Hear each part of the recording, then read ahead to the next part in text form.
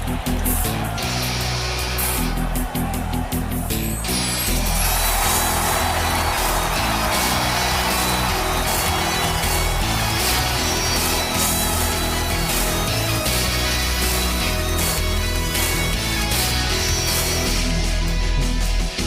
and welcome to another edition of Radical Grace Radio. I'm Pastor Gary Held. And my name's Matthew Pancake, and this is episode 827. And, today, usually, I start off by talking a little bit about the mind of Christ, something that, we're told specifically that we all have whenever, you're a Christian. That's the thing that you have. But it seems to me like there's a lot of issues, like people really can, to the detriment of almost everything and everybody around them, forget what the gospel is. I've been witnessing that a lot lately because there's a couple of weeks ago, I talked about an upswelling of white Christian nationalism, and it's even hitting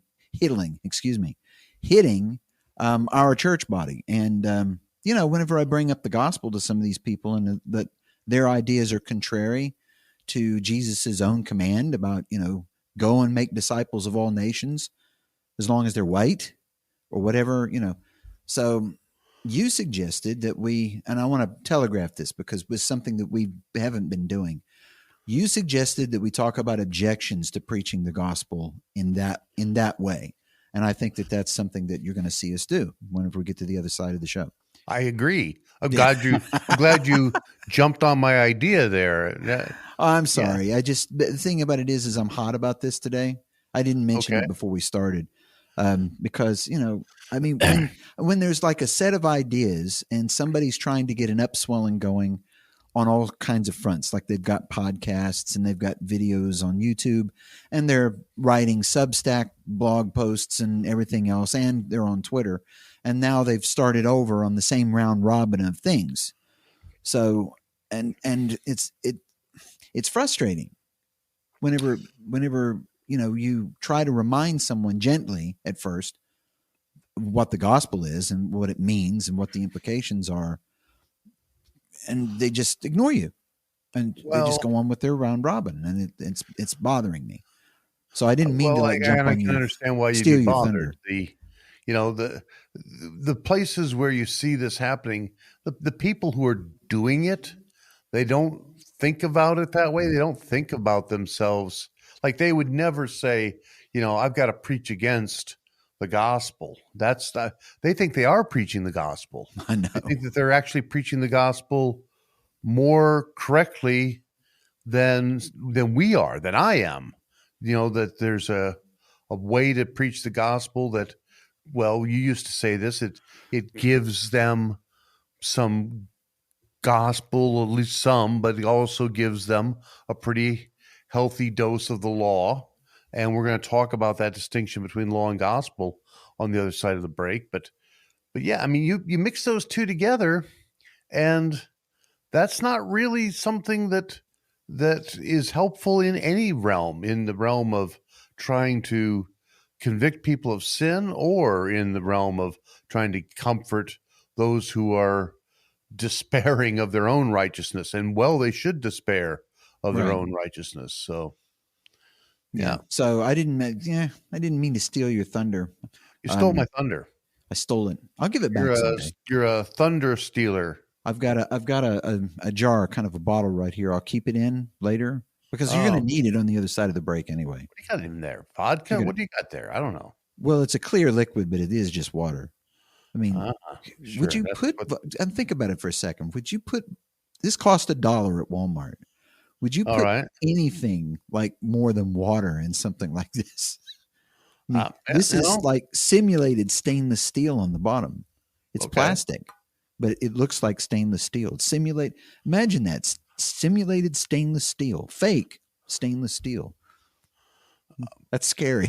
It's your purchase. It's not mine, man. So yeah. I didn't even think of it at the time. There was $1. It was $1 for that thing. Well, but okay. So do you want to buy something for $1? I've got a news roll that you might for $1. Yeah. Well, I got a news roll that might be worth $1. So you wanted to go ahead and do that? Sure. Let's go ahead and do it. Okay, so CBN News reports that more than 6,100 churches in the United States have departed from the United Methodist Church. Now, they make the distinction just in the United States, okay? In the last 4 years, citing the denomination's growing support for LGBTQ lifestyles and a breakdown in their church body hierarchy as a reason. Around 6,182 congregations in the United States. I like how they rounded it down to begin with to 6,100 instead of rounding up. You know, about 20% of UMC churches have followed the required procedures to leave the embattled church body, despite information differing from what the UMC has reported previously. A couple of weeks ago, they conducted their own research. I guess they put out a news release. And they said that there was only 6.1% of congregations had withdrawn from the organization, but no reason has been given for the discrepancy. UMC's position on the same-sex marriage and the ordination of openly gay pastors has created disagreements, especially among conservative congregations, of course. The denomination's Book of Discipline prohibits these practices, but there is potential for change at the 2024 General Conference. They've been upset. A lot of congregations, you know, they're divided on this, but they're also upset because people just aren't following the Book of Discipline, their hierarchy, the people in charge. Mm-hmm. So imagine if the people in charge of the Lutheran Church Missouri Synod was just saying, well, you know, we're just changing things. I know that we have rules, but if we don't care, we're doing it. Mm. That's what's happening to them. So this year, there have been more than just this year, 2023. There have been 4,000 instances of churches disaffiliating, and in 2022, there were 2,502. They got a problem. Hopefully something will happen whenever they have their convention. I think it's in August. I'd have to look that up to make sure. Yeah, I mean, well, okay. So our listeners will remember perhaps that last week we reported on a act of vandalism that perpetrated on a Maryland church. And now there's a follow-up to that story. And the follow-up is that a suspect has been apprehended in the burglary and vandalism case of a significant black church in Annapolis, Maryland.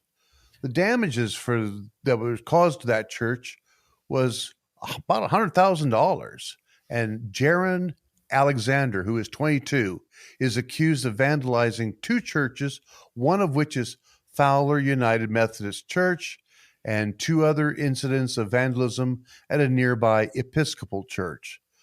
Katie Roberts, the deputy police chief of Anne Arundel County, condemned hate crimes and said they have no place there. And Pastor Jerome Jones of Fowler UMC expressed gratitude for the arrest and described the damage caused by the incident, which caused the pain and disarray.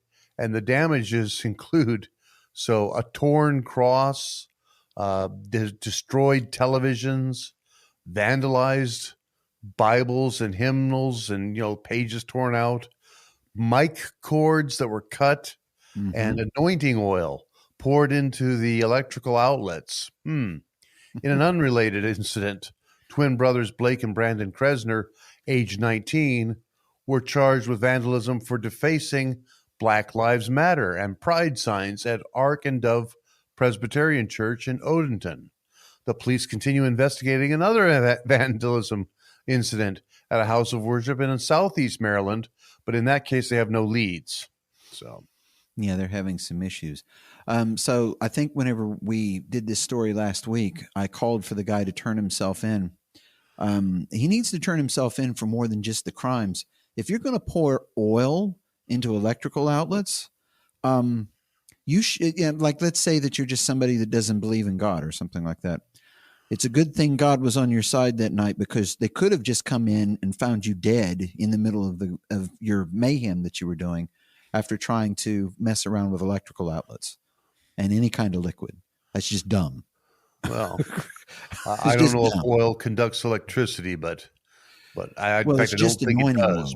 But yeah, it's just whatever kind it is. It's not like, it's not going to be. I would have to check and see what they were using, but that's not anything that would be toxic. So, Well, It's maybe just they were dumb playing thinking that around like that. if you plug something into the outlet, it's going to, maybe they were liking to add some arson on top of their vandalism. I don't know.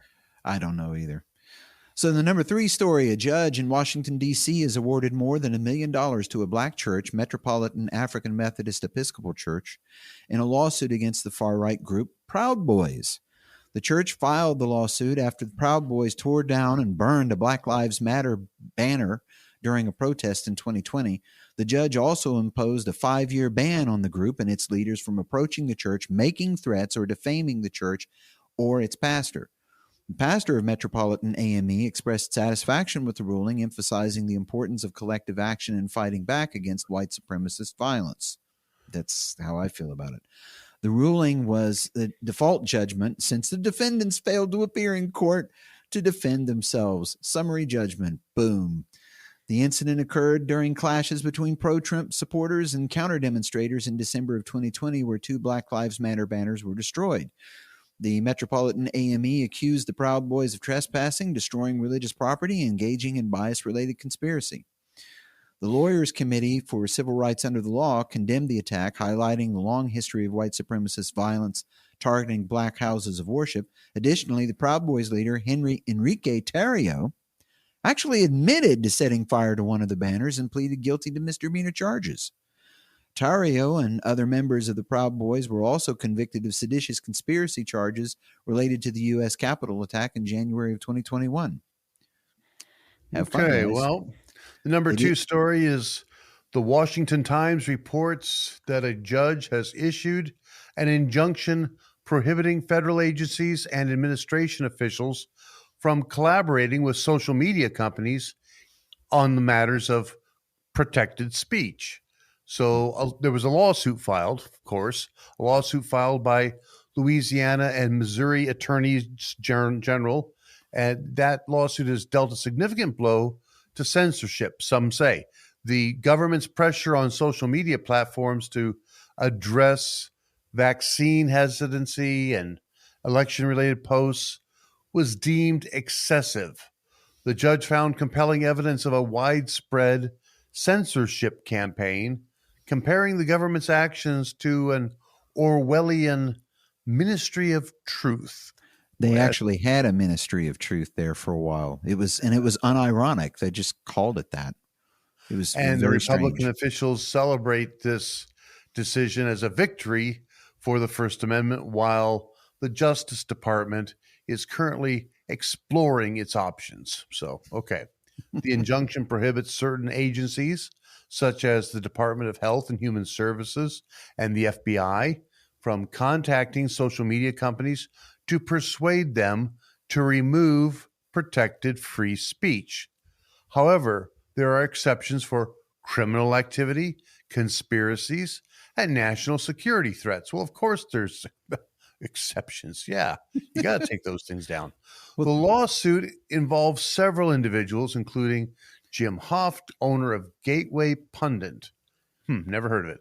They claim that the administration was using regulatory pressure to force social media platforms to suppress information labeled as misinformation.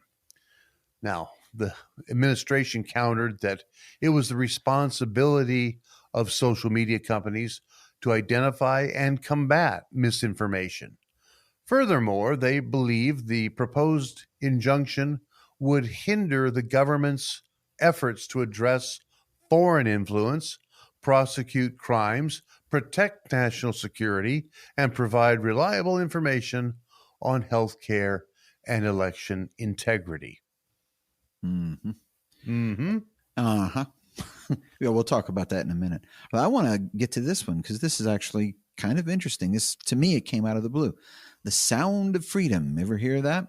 Nope. On Independence Day, Sound of Freedom, which is a movie, surpassed the much-awaited Indiana Jones and the Dial of Destiny to become the top-grossing film at the box office.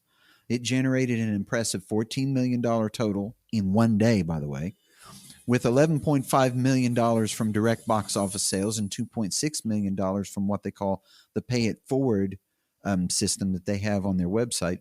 And those tickets were sold during the July 4th holiday. Despite being released in significantly fewer theaters than Jones, that's 2,634 versus the 4,600, the film that Disney had initially turned down, they turned this movie down for distribution, managed to surpass Disney's latest and outshine all the others. The film garnered positive reviews, A+ score on CinemaScore, 85% critic score, and an impressive 99% audience score on Rotten Tomatoes. Now, here's what it said. The movie features Jim Caviezel and Mira Sorvino and is based on the true story of Tim Ballard, a former Homeland Security agent who fought against child sex trafficking. The movie highlights the alarming truth, and these are actually true, about child sexual abuse and exploitation. Mexico is notably affected by these problems, and the United States is recognized as the primary consumer of sex globally, including, by the way, child pornography. The United Nations Office of Drugs and Crime defines human trafficking as any situation involving force, coercion, abduction, fraud, or the abuse of power and vulnerability. That is this week's Christian News Roll. Yeah, I had to mention this one because when I saw that Disney, see, they made the movie 5 years ago, and then what happens is like someone agreed to distribute it, and then they back out for whatever reason, and then someone else does, and then Disney was, supposed to get involved and distribute the movie, and then they backed out. I bet they're wishing they hadn't now, because they just came off of 3 big flops, one right after the other. Well, The Little Mermaid failed to make its money back. Their Pixar movie, I think it's called Elemental, hasn't done. Yeah, it's not done well at all. And then Indiana Jones and the Dial of Destiny hasn't done well either.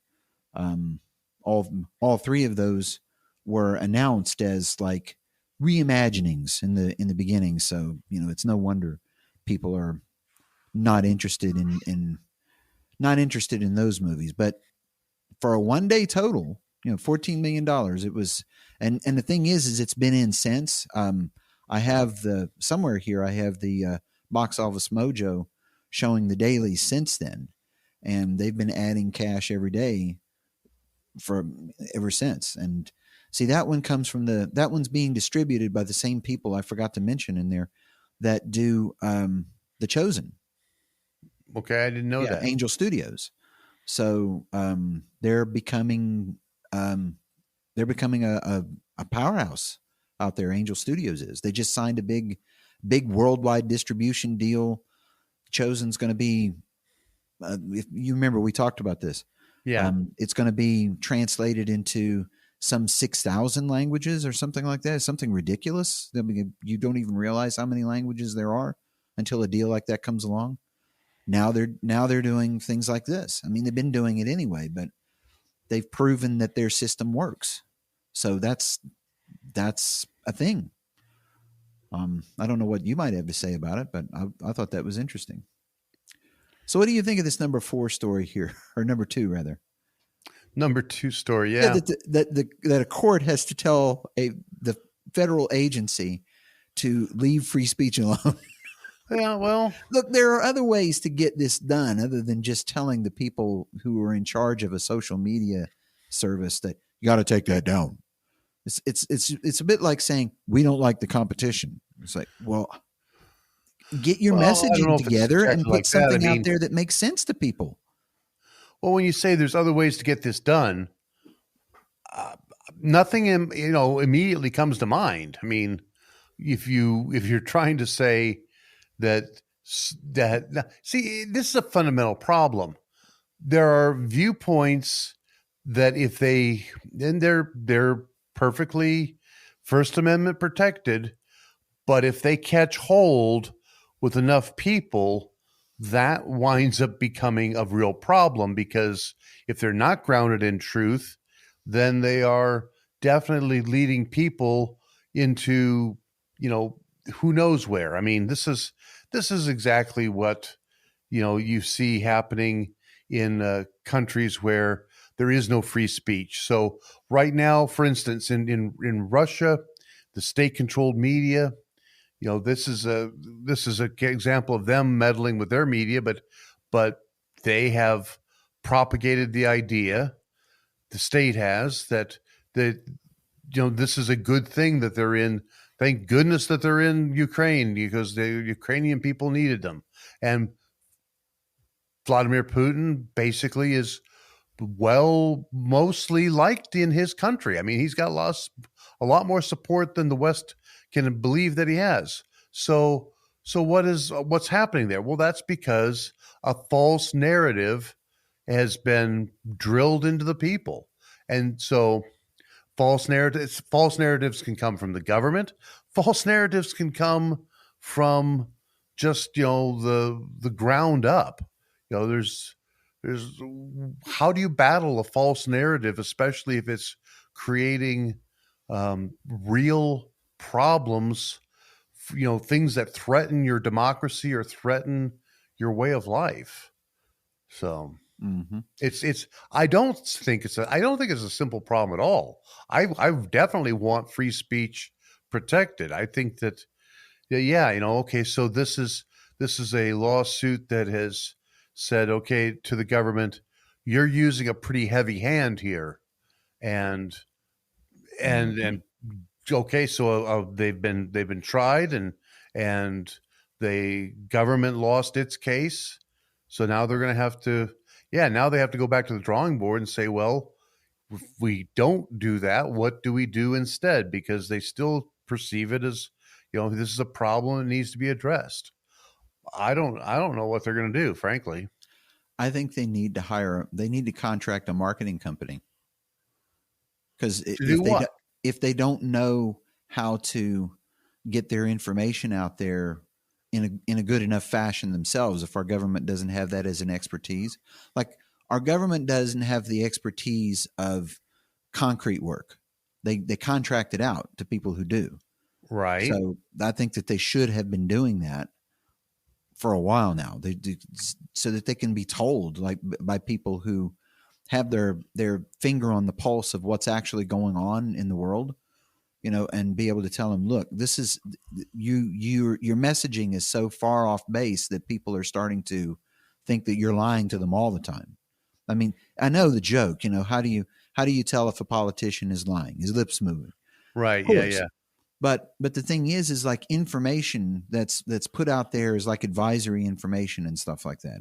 And if what happens is your CDC puts out contradictory information versus, the AMA, and then people are looking at these two things and they can see that these are contradictory, what do? It's like, you've got to have somebody that can help you clean that up. Because that's one problem that they've got. And it may not be a simple solution, but the action at least is simple. Contract this stuff out to a marketing company so that you can get something that's cohesive. And at least then, like, the target that people are lobbing their false information at is at least one strain of false information that, like, you could deal with. It's almost like a war strategy. Do you want to be outflanked on all sides, because your people are divided up all over the place, or do you want to actually have some sort of they call it a marketing strategy for a reason. They could do that, but as far as I know, they do not. They get in a little room and they say, well, what can we say this time? It's like, I don't know. I mean, there are people in this world that can write. You could hire a couple of them to write some good speeches or something. I don't know. just little things, You could also, like, hire a lawyer that could remind you to show up in court, right? Hey, Proud Boys, did you know you were being sued? It's all right. We're fine. Don't even show up. I mean, it's a movement for summary judgment, and it actually got worse. It's like, so there's a 5-year restraining order. Right. You're not allowed to approach the church. You're not allowed to make any threats. No defaming. Don't go after the church or the pastor. And by the way, you got to pay him $1 million. Be proud of that. And it's like, I don't have anything against, like, people protesting or being together and, like, talking to each other and talking to people around them. Don't have a problem with that. Just leave people's property alone. Don't like, it's a church. Yeah. Like, don't target the church. Don't do it. Just leave them alone. Just leave it alone. Like, bring your own black, all those times that in the past when there were people getting upset because someone would burn a flag, Right. Well, at least they brought their own flag to burn.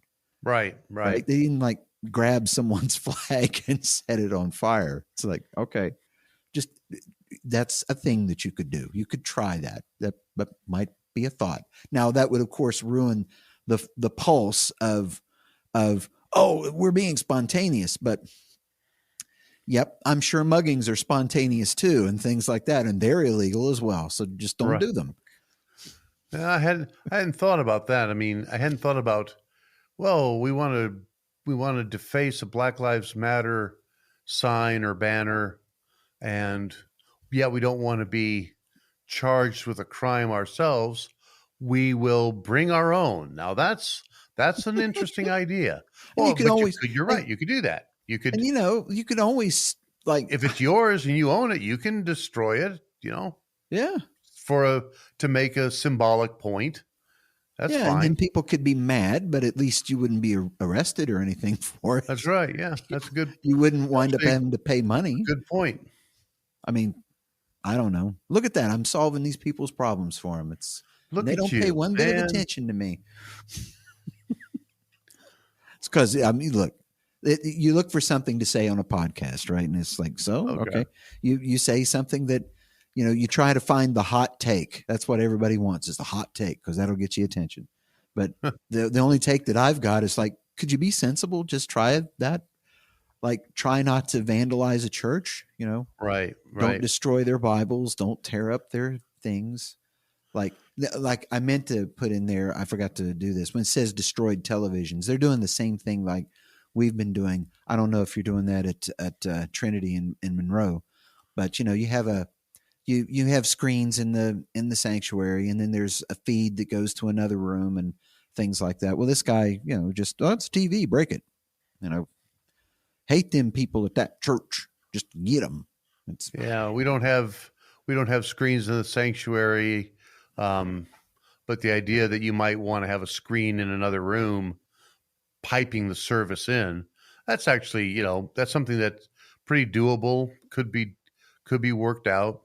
It's currently not, but see, the thing that stole the thunder for after COVID, churches was their adaptation, if you will, was to stream online. But another adaptation is that they'd have a room off to the side, since they can't have the places where there had to be all of this social distancing. Yes. So they said, well, we'll put a screen in another room so that people can be in there social distanced and things like that. You don't hear about that, but some churches did do that. So maybe that's what they did, and all of their equipment was destroyed.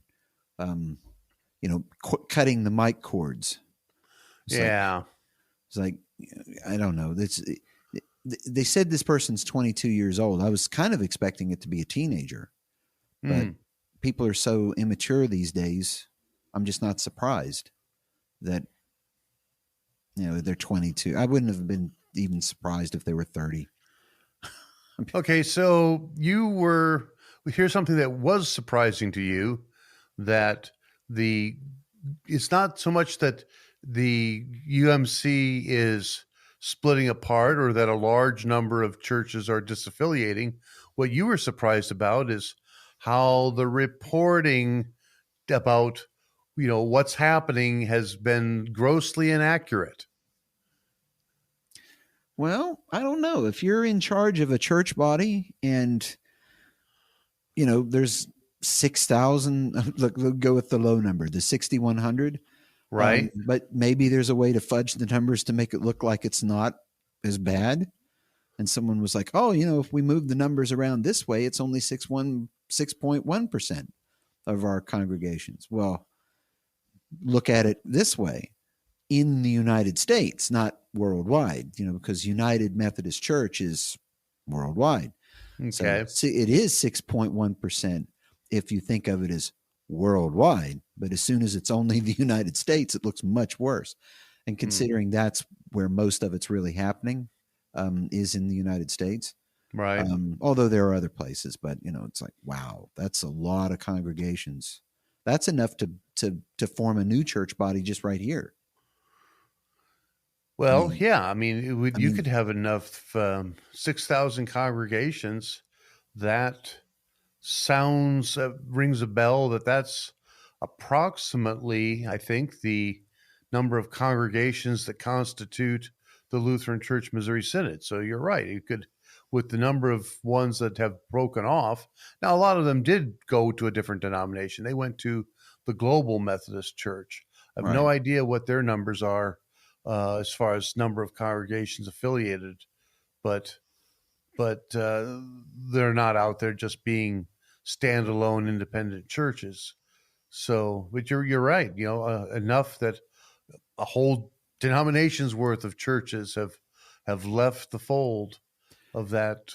Once, for years, I don't know how long, maybe since at least since the 70s, maybe the late 70s, the title for the largest Protestant church denomination, Southern Baptist Convention. That's just, people remember that, and still, as far as I know, is true today. The thing that people don't remember is that prior to them, it was the United Methodist Church, man. They were by counting the congregations, certainly the largest Protestant denomination in North America by far. Right. And then they got overtaken by the Baptist Church. Okay, so for the back half of the show, what are we going to?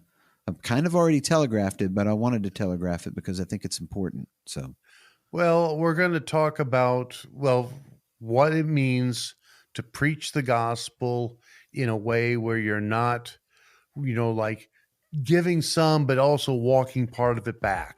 And really, there are people that think that, well, you've got to, though, you can't give people too much grace, and they have these different objections, believe it or not. We're going to talk about what some of those objections are and why we can answer those objections and still maintain the gospel in its purity. So, okay, I want to do this one. I really do.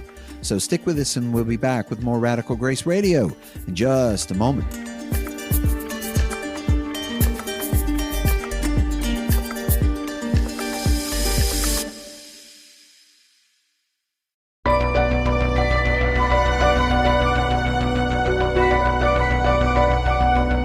See, now there's a discrepancy in the world, and it's like a weird one because, forgiveness is not something that gets talked about very much.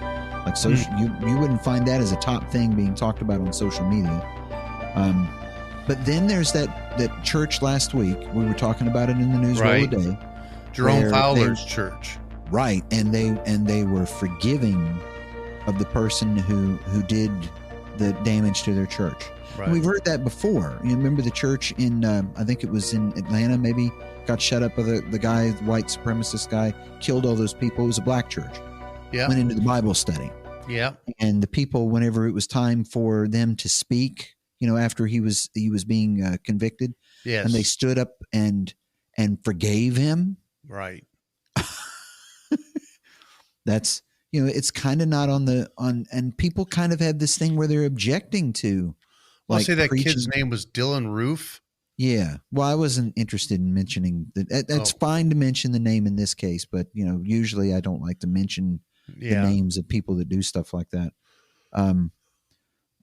for obvious reasons. But there's like this objection to the idea of that forgiveness, and I think it starts in the church. People have objections to preaching the gospel the way we talk about the gospel. Yeah. Let's talk about the gospel for a second. Is that so some people, the objections that they have, you talked on the front half about they object to preaching the gospel. Of course, they would say, well, that's nonsense. We preach the gospel in our churches all the time. So but there's a little bit of a distinction here, because what some people mean by preaching the gospel is if they are preaching on a text that is in Matthew, Mark, Luke, or John, Right. well, then that, and we call those books of the New Testament, the canonical gospels, right? They are these are the gospel message, and so if you are preaching on something from the Gospel of Mark or the Gospel of Matthew or whichever gospel it is, well, then they figure, well, that is gospel preaching.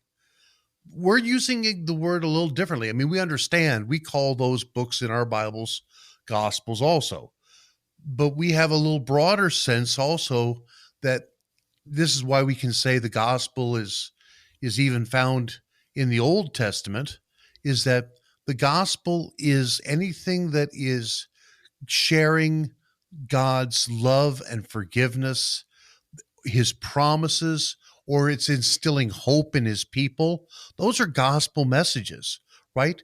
One professor, Professor Nagel, he's gone to be with the Lord now, but he used to talk about gift language. If it's something that God is giving freely, that gift language indicates gospel. That's what gospel is. It's when God starts speaking to us words of comfort or words of hope, and it implies that his gifts are being given or being offered to us to make us whole when we're basically broken people. And so there are lots of things that are indicative of God's love and sharing with us that comfort we have from knowing that God is for us. All of that is a way of saying, well, that's how you preach the gospel. Whereas there are things that, like, I could find a number of important things in, say, the Gospel of Matthew, take them right from the Sermon on the Mount. So yeah, credible source, that's for sure. But if you preach those, and now maybe a very good preacher could figure out how to preach them and still have them dripping with the gospel. But a lot of that Sermon on the Mount material, you could easily say, well, that's preaching law, because it does tell us how to live our lives before God. It's putting, here's a good way of thinking about it. It puts the emphasis on us and what we're supposed to be doing, and instead of on God or on Christ and what he has done. If it puts the emphasis on what Christ has done for us, that's going to be gospel. If it puts the emphasis on what is my response supposed to be or what it should be, that's going to be law.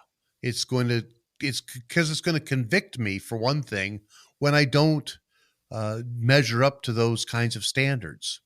So the different understanding of gospel. Now we're not going to say that good works maybe, and we're not. For instance, certain kinds of good works do come from the law, but they don't have a bearing on our relationship with God. Another way of saying they don't have a bearing on our salvation. They're still important. Good works are important, and keeping the law, at least as far as how I respect other people, man, that's what my neighbor needs. He needs me to be somebody he can trust, somebody who won't steal his stuff, somebody who's not stabbing him in the back, either literally or metaphorically. So those are good works from the law, you might say, but they're not for how I have a relationship with God. They're to make life in this world livable, more or less.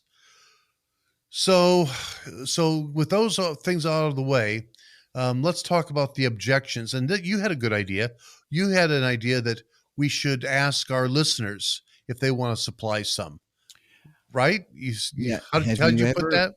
Yeah, it happens. Yeah, that's exactly right. You can go to the website, radicalgraceradio.com, and there's actually a contact form there. Take care of everything for you. You just type in the thing. Yeah. And the reason why I thought about it is because if you've ever just been talking to someone, sometimes our evangelism happens to confused people who are already in a church that's actively confusing them. and been talking to them, and they throw up objections to preaching the gospel in such a way, preaching about Christ in such a way that it leads to an objection. If you have that, if you've run into that, drop us a line, because I think that this needs to become a thing going forward. We've got to really talk to the world about this. This is We a real want to problem. talk about what God's grace is doing in our lives and in this world. And when we're preaching about the grace of God, the thing that we don't want to do is sort of through a back door add something to that grace that's dependent on us. Okay, so and there are people that think that no, that's exactly what you do want to do. You want to make sure that you give people the idea that there's really grace at work. The however is you have your part you have to do too. So, Yeah, if you want to keep the grace coming, you've got to preaching grace. If you preach that grace is ultimately what matters, the thing that matters is grace, and that God's grace is what your whole salvation is resting upon. Well, then the objection to that is, some people say, is it's giving people a license to sin, because you're saying basically, you're sinning, you're not sinning. That's not what is your salvation is dependent on. Well, then that leads people to think, well, that's a license to sin. Now, I like the radio preacher from several years back, and he had a pithy way of answering that. He said, you know what? As far as he could tell, people were doing a pretty good job of sinning without a license. Yeah. So I'm not sure that they're going to sin more if you give them a license. So, yeah. Okay. So what do we mean whenever people say, that you're preaching the gospel in such a way that it leaves them with, oh, I don't have to do anything then? Yeah, there's that. There's the idea that I think what it really comes down to is that a Christian, then this is very prevalent in especially American evangelicalism, where they're thinking, okay, there's really kind of two categories of Christians. There's what they might call the nominal Christians, or sometimes they call them the carnal Christians. And then that's a question about whether those are even real Christians at all. But, complacency is something that clearly no Christian in their view should ever have any complacency. And they're thinking that, well, if you preach grace, that's going to lull the lukewarm Christians into this sense of complacency. And, well, that's one of the objections, is that we don't want to have any Christians complacent. Well, so the opposite, of course, is that you want to have every Christian super anxious about their own standing with the Lord. That's a great way to have joy in the Lord. You're always wondering where you stand with God. Was I complacent because I didn't do enough? And there are preachers that want to give you that little bit of anxiety. You should always have a little bit of it because you probably haven't done enough. Well, I don't need to be told that. I know that I haven't done whatever enough is. I mean, how do you do enough to rescue yourself from, unless you can fly from a catastrophe going on all around you and inside you? I mean, even if you could get plucked out of the burning building, what if something horribly wrong is going on inside of you? How are you going to do anything about that? I think Jesus was actually trying to show the absurdity of this when he said, if your right hand causes you to sin, cut it off, right? It's better for you to go into, the kingdom maimed than having both your hands or both your feet and then be cast into hellfire. And if you're I remember seeing okay. I remember seeing two kinds of Christians that are both consider themselves red letter Christians, right? Okay. And they would say, well, you got to follow all the red letters of Jesus. And I said, well, some of the red letters of Jesus is just like what you mentioned just now. Right. cut your hand off, pluck your eye out. Well, here's the problem. Here's why I don't think Jesus wants people to go around maiming themselves. What I think he's really trying to do is illustrate what an impossible situation the natural man is in. Is what if the sinful part of me is my heart? What am I Yeah. going to do? Like What if it's take a this knife fleshy part in between your or ears, the right? fleshy part between my ears? Right, exactly. What if that's the most sinful part of me? You know, the sinful part of me is in my head. So cut off your head. You know, I Uh-oh. mean, there's a certain point where you say, that's not something that's even an option. Well, then maybe this whole I can get the sin out of me by cutting off or lopping off this part or that part. Maybe that's also not well considered, right? Maybe it really shows that there is nothing I can do to fix what's wrong with me. It's going to have to come from outside of me to change me. So, if you say, those lukewarm Christians, you let them think that and they'll just get complacent. Interesting. I always bring this point out when I'm talking to folks. there's no mention in scripture, and everybody hold on before you jump to tell me I'm wrong. There's no mention in scripture about lukewarm Christians. There is in the book of Revelation a church, the church of Laodicea, that is been called a lukewarm church. Now that's really the only place where that phrase or that idea even comes up. And so and then the threat isn't that the church is, or everybody in that church is going to hell. The real threat is that, or in the message of warning in that portion of Revelation is that if the church of Laodicea remains in that lukewarm state, well, its candlestick is going to get removed. I forget what that I think is actually the Ephesian church. One of the churches, I don't remember what it says in that. I don't have the book of Revelation open right now, but the idea is they're not going to be a church anymore. It'll be the end of that church for being a lukewarm church. It doesn't say that the Christians there and then are going to be lost eternally. It doesn't say that at all.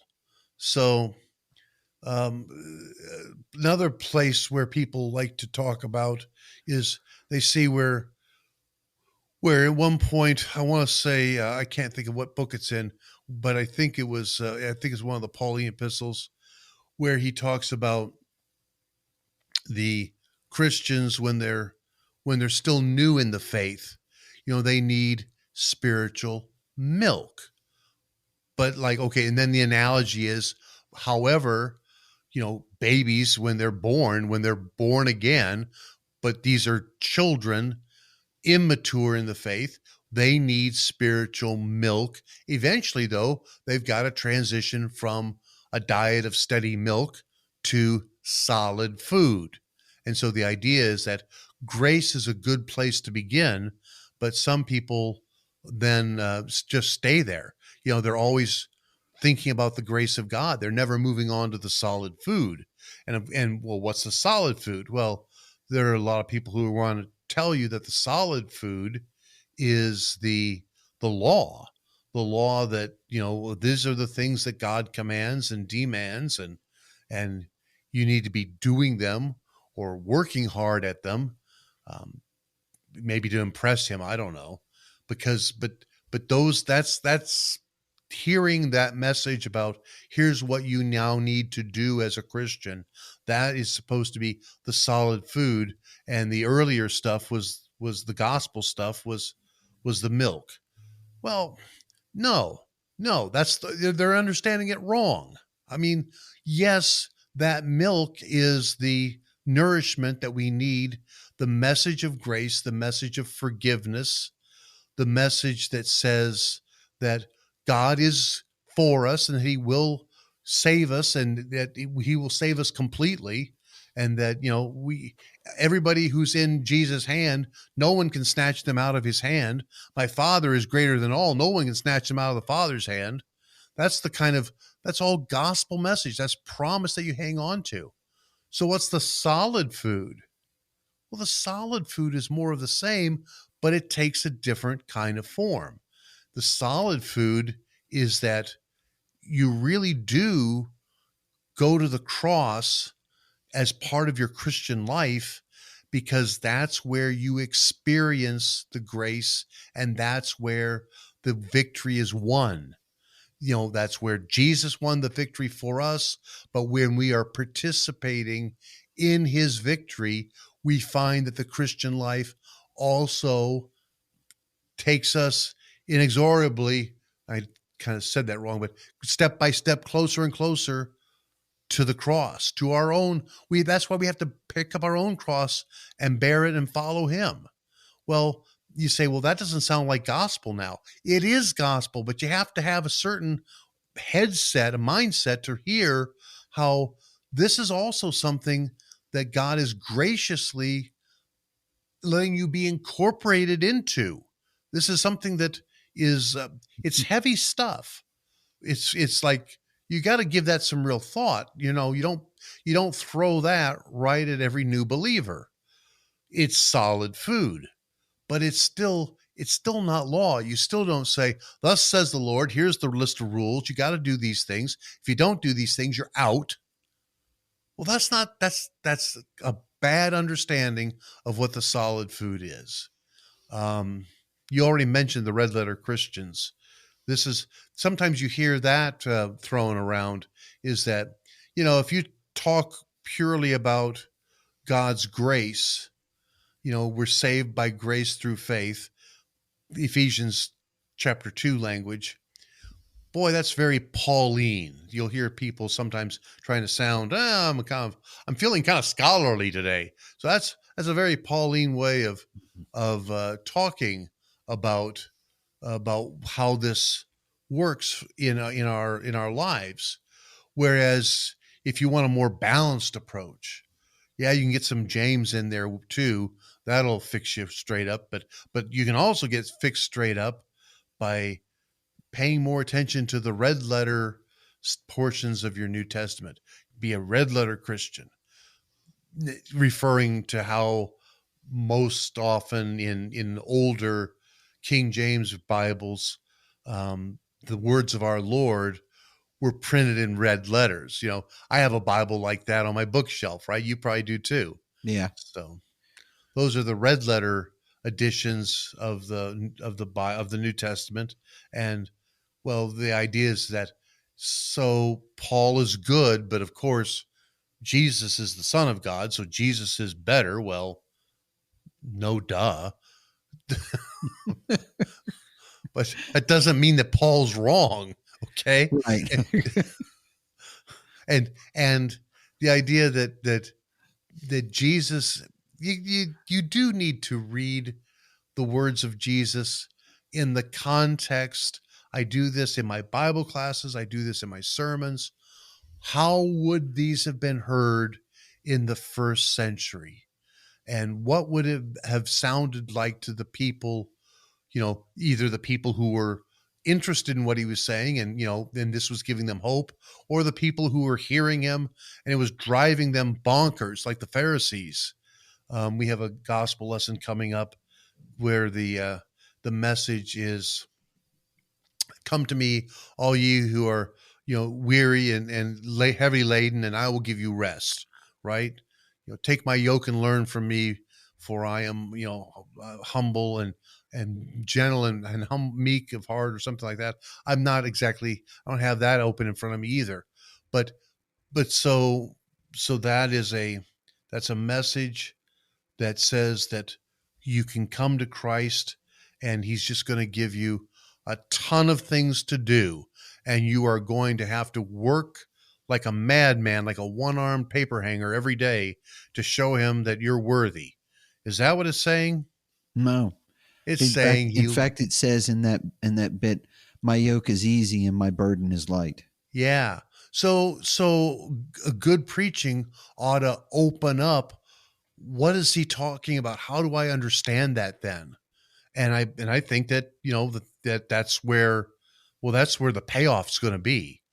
And so we're going to learn about how the yoke of Jesus that we can pull against, the same is an easy yoke, and it makes a difference. It changes us.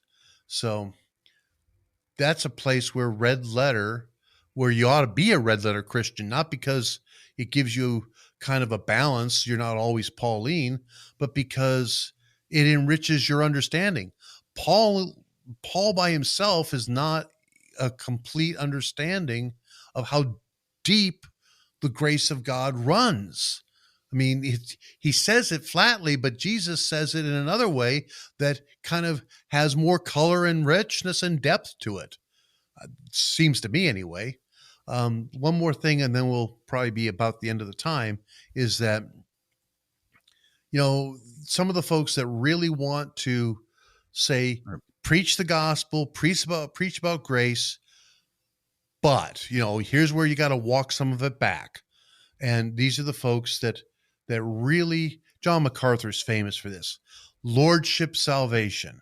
This is the only real salvation there is if you've got Jesus being your Lord. And of course, if he's your Lord, then he's got to be Lord of every part of your life.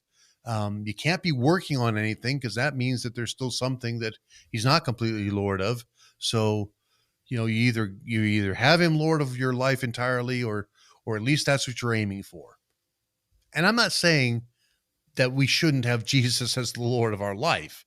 I just don't think that lordship salvation is the right way to be talking about these things. I think that, my objection to saying we should call it rescue salvation is just that that's two different ways of saying the same thing. We're being rescued. This is our salvation. It's, it's redundant, but it at least gets you the idea. If you are the one drowning in the deep end of the pool, you need somebody to get to you and get you to safety. Yeah, imagine how asinine it would be to try to teach someone to swim at the point at which they're drowning. Exactly. You don't teach them to swim. You try to get them to where they can actually get a breath and get to the side of the pool. So that's about being rescued from a situation that you're going to be in real trouble if nobody rescues you. That's going to be a very serious situation. And I think that's the difference between, lordship salvation is just got the emphasis in the wrong place. It's really about the Lord is rescuing you, has rescued you, gives you a new chance, a start when you were for sure on your own, just going to be left for dead. But he didn't do that. He came to your rescue. The part that at its core is people think that being told or telling people what to do is the thing that's going to lead them to salvation. And they kind of discount the gospel. But, it's Pauline language, but it's also Jesus language too. Whenever he talks about things like kindness and forbearance and patience, these are the things that are intended to lead you to repentance. That's Paul in chapter 2 of Romans. When he verse of Jesus talking about my yoke is easy and my burden is light. Or when Jesus says that, you're worth more than many sparrows. Right. But my Father takes care of them. How much more is he going to take care of you? Same thing. It's gospel language. So thank you for listening to Radical Grace Radio today, and may God bless you.